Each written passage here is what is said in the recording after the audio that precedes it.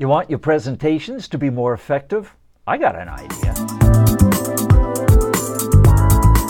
Today we're going to talk about rehearsals, because rehearsals are part of presentations, and presentations involve a lot of self-presentation. I'm talking about the presentation of you, the speaker, not just the message that you bring to the audience. So let's take a look at how we can become better self-presenters. Okay, well, the very first thing I'm going to suggest you do in preparation for rehearsal is to figure out who you are. What kind of a speaker are you going to be today? Are you going to be a motivator, a problem solver? Are you going to be a teacher? Maybe you're going to be a reporter or a spokesperson. Whatever it is you're going to be, I think you want to make that decision early on. That's going to affect, of course, your posture, your vocabulary, whatever technical skills you have to exhibit. It's also going to be reflected in your attitude, both to your material and to your audience. Figure out who you are that day and get into rehearsing. Well, when we rehearse as a speaker, we're actually considering two aspects of our presentation: the words and our actions.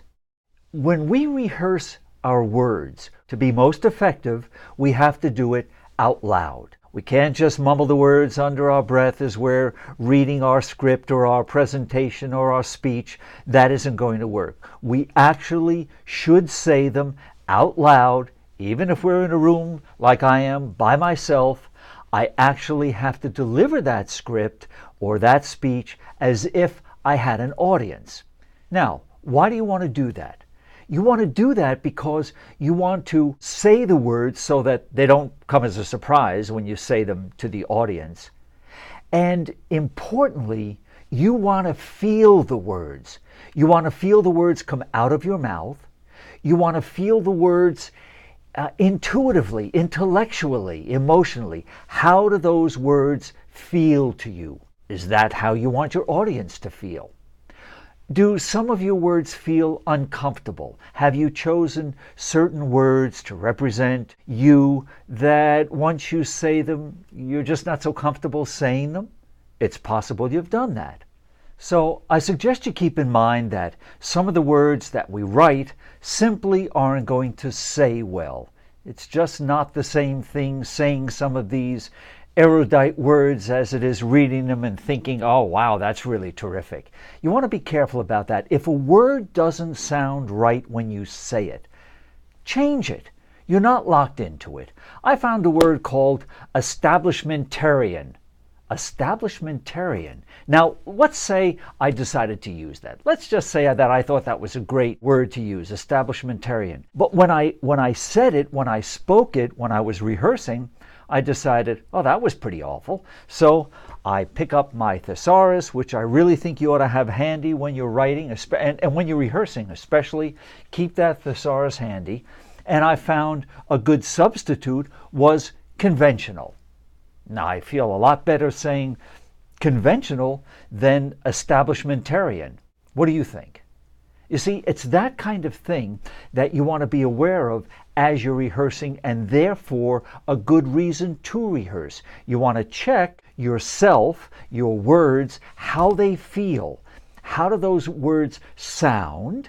But also, how do they feel? At some point, you're going to be saying all of those words to a room full of people. And you want to make sure that all the effort you put into it has the kind of return on investment, the ROI, that you hope to get. Okay, let's move on to the second aspect of your rehearsal, and that's physical gestures. Now, physical gestures, frankly, I think are underused in a lot of presentations. And that's just a reality of life. Maybe people feel they shouldn't be so physical, and I'm not talking about crazy physicality or extreme gestures, but I think they can be used very effectively. I call the gestures that are acceptable honest gestures. Now, what do I mean by that? By honest gestures, I mean gestures that seem natural when they're used. They're not forced. They're gestures that support the message that you're delivering at that moment. It could be, a hand gesture, an arm gesture, eyes, whatever. We have a real big problem in this town. We have a real big problem in this town. So gestures can make a difference. I think if you're going to practice them, I really think you don't want to work in front of a mirror. If you work in front of a mirror, you're going to be concentrating on what you look like and not on what you're saying. And the gesture that you choose to use may in fact not parallel the words that you're saying. That's number one. Number two, I'm not a big fan of practicing in front of friends and family. They want to support you. They like you. Some of them even love you.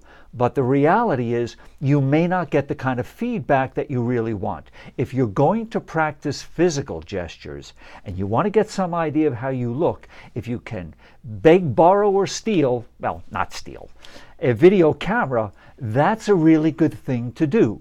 You'll be able to see what you look like. You won't be playing to the mirror. You'll be playing to a little lens, and that's going to give you a truer representation of how you're coming along, marrying your words and your physicality. Okay, finally, about rehearsal.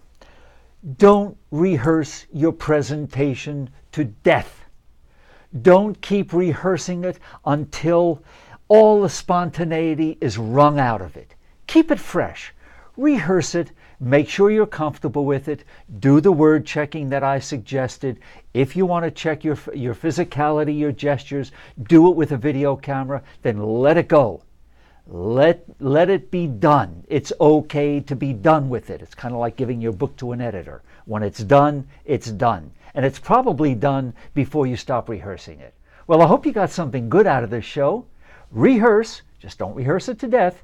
Thanks for stopping by, and I'll see you next time.